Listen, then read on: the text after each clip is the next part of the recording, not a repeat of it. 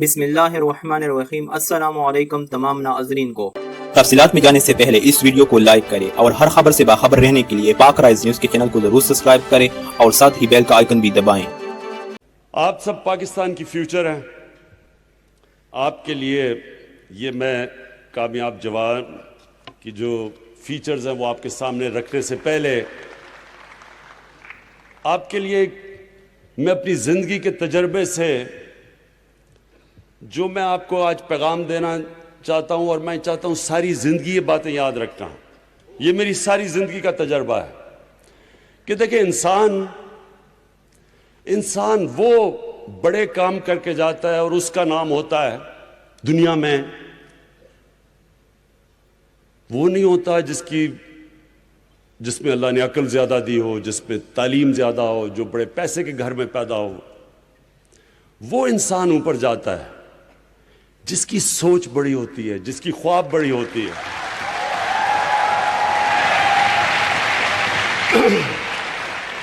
اس لیے آپ سب کے لیے، یا خواتین ہیں یا نوجوان ہیں، سب کے لیے آپ کے کہ یاد رکھنا، بڑی خواب، بڑی سوچ بڑی رکھنا۔ اور بڑی سوچ ہمیشہ ایک انسان سے نکل کے ہوتی ہے۔ بڑا انسان وہ ہوتا ہے جو اپنے سے باہر نکل آتا ہے، جو اپنی ذات سے باہر نکل آتا ہے۔ دنیا کی تاریخ میں بڑے بڑے امیر لوگ آئے، کوئی آج دنیا ایک امیر آدمی کو یاد رکھتی ہے؟ کوئی آپ کو یاد ہے امیر آدمی آج ہے، جیسی وہ مرتا اس کے بچے ہی اس کو بھول جاتے ہیں، باقی دنیا تو چھوڑیں۔ انسان دنیا اس انسان کو یاد رکھتی ہے جو انسانوں کے لیے کچھ کر کے جاتا ہے۔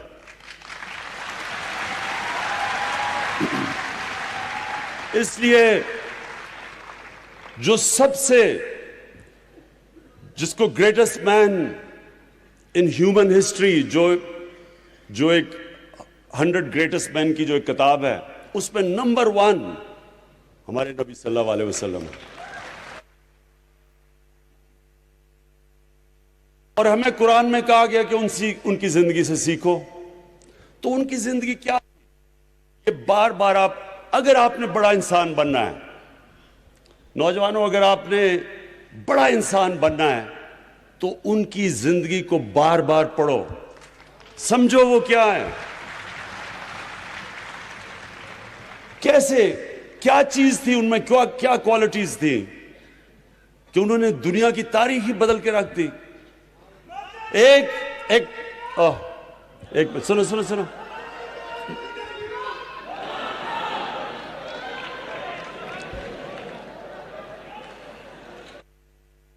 سنیں، ابھی نعرے نہیں مارنے۔ میں آپ سب کے لیے، میں ہمیشہ کے لیے آپ نے یہ چیزیں یاد رکھنی ہیں۔ دیکھیں اللہ نے کیوں کہا؟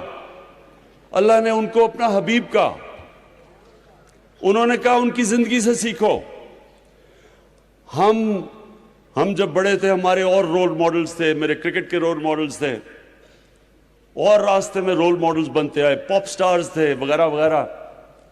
ابھی بھی لوگ جو بزنس میں ہوتے ہیں وہ بل گیٹس کو رول ماڈل بنا لیتے ہیں، یا اور جو سٹیو جابز وغیرہ وغیرہ۔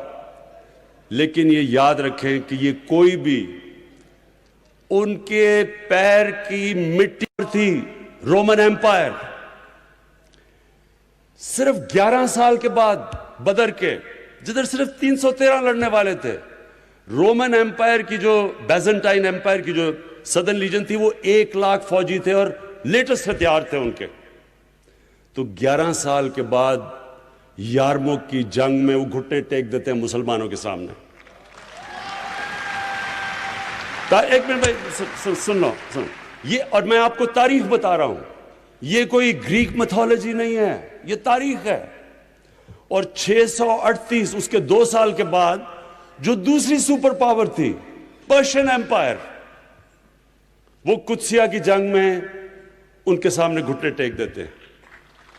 تو 13 سالوں میں جنگ بدر کے 13 سالوں کے بعد وہ دنیا کی سب سے عظیم قوم بن جاتی ہے. تو کیا کیا تھا؟ کبھی کوئی آپ نے کہیں ایسی چیز سنی ہے کہ کوئی اتنا ایسا انقلاب آیا ہو؟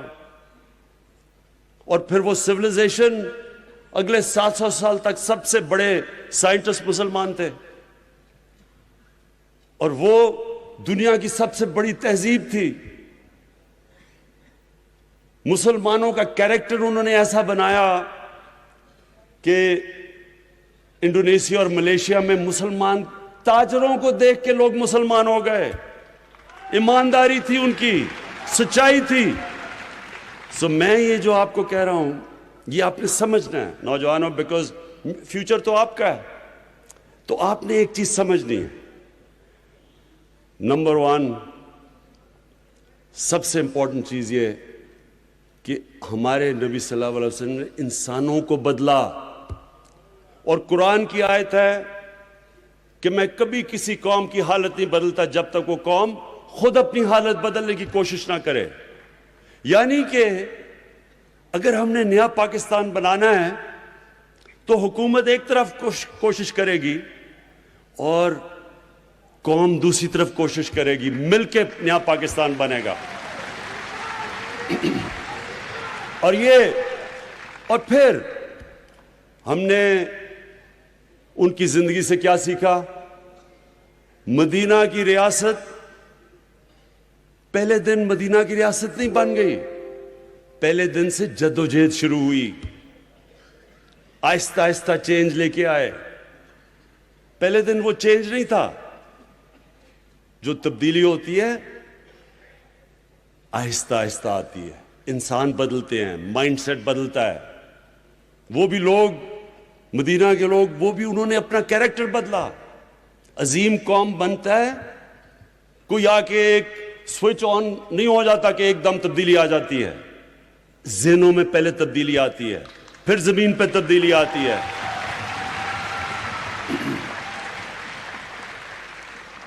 تو نوجوانوں، آپ کے لیے کہ بڑی سوچ رکھنا، اور اپنے سب سے بڑے عظیم انسان کو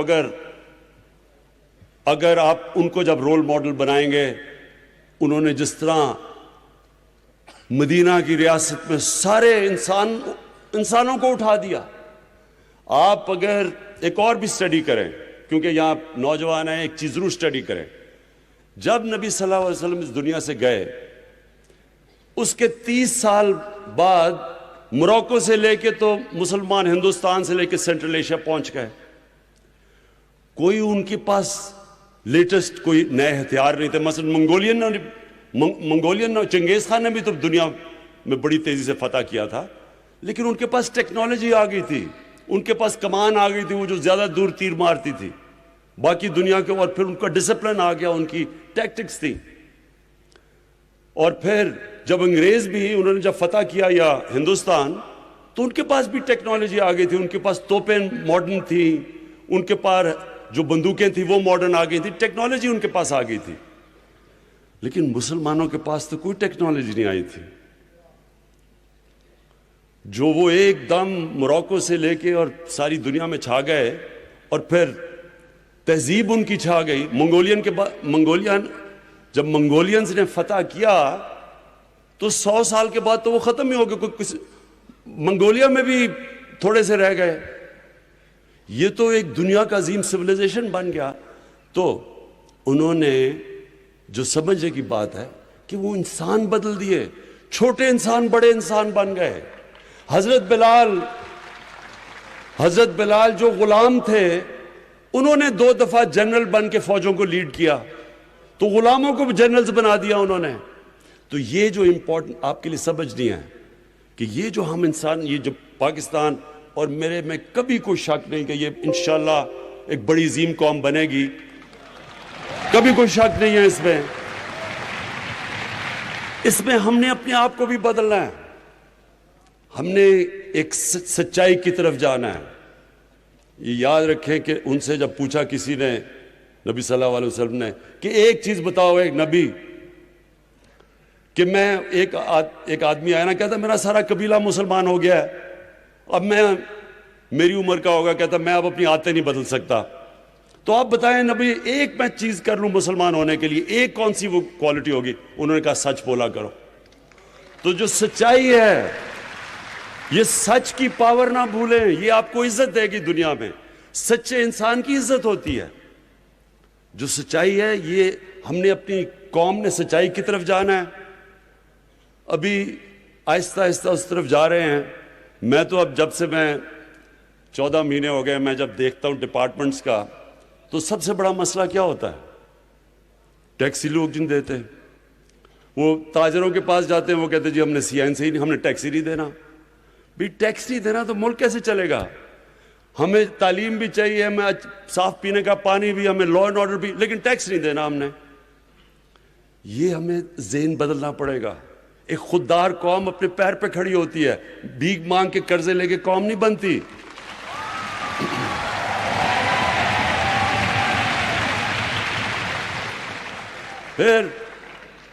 پھر اب ہو کیا رہا ہے یہاں؟ اب جب میں آپ کو صرف چیزیں بتا رہا ہوں کیا کس طرح کی ہمیں چیزوں کا سامنا کرنا پڑتا. اب سگریٹ جو بیچ رہے ہیں, صرف 2 کمپنیاں 98% ٹیکس دیتی ہیں. باقی جو 40% سگریٹ بنتے ہیں وہ 2% ٹیکس دیتے ہیں. ٹیکس ہی نہیں دیتے.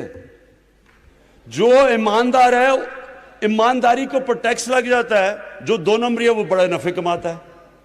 دیکھیں ہمیں اپنے آپ کو بدلنا پڑے گا, اور جو نہیں بدلے گا, میں ابھی آہستہ آہستہ چل رہا ہوں. میں ابھی آپ سب کو بتاؤں, کیونکہ میں نے بھی پوری مدینہ کی ریاست سٹڈی کیا, تو انہوں نے بھی آہستہ آہستہ تبدیلیاں لے کے آئے تھے, اس لیے میں بھی آہستہ آہستہ کر رہا ہوں. لیکن آخر میں اگر ہم نے خوددار قوم بننا ہے تو ہمیں ٹیکس دینا پڑے گا. ہم ٹیکس کے بغیر نہیں بن سکتے. یعنی اور اللہ نے اس قوم کو اتنا کچھ دیا ہے. ابھی آہستہ آہستہ آپ کو پتا چلے گا کہ اللہ نے دیا کتنا اس قوم کو. مجھے خود نہیں اندازہ تھا کہ اللہ نے اس کو کیا کیا چیزوں سے نوازا ہوا ہے. تو یہ بھی آہستہ آہستہ آپ کو پتا چلے گا. تو نوجوانوں, سب سے پہلے تو یہ یاد رکھنا ہے کہ بڑی سوچ رکھنی ہے. اور یہ جو آپ قرضے ابھی آپ کو دیے جائیں گے, اپنی چھوٹی سوچ نہ رکھنا. یعنی یہ بڑی بات ہے کہ آپ قرضے میں آپ سوچیں کہ آپ کیا کرنا چاہتے ہیں زندگی سے. اور ہمیشہ جو ذہن بڑا ہی سوچ رکھتا ہے وہی بڑا بنتا ہے. اچھا جی, عثمان کی اب میں پہلی چیز جو آپ کو, دوستو اس ویڈیو کو لائک شیئر کریں اور پاک رائز نیوز کے چینل کو ضرور سبسکرائب کریں, اور نیچے کامنٹ سیکشن میں اپنی رائے ضرور دیں.